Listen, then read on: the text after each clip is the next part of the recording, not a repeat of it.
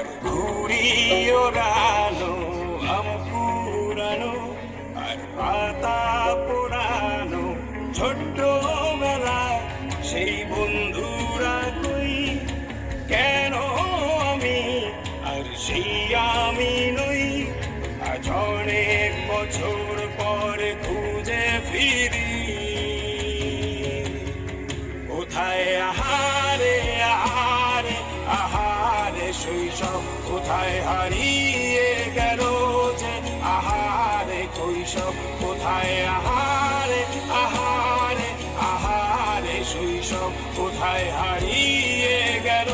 যে আহারে কৈশব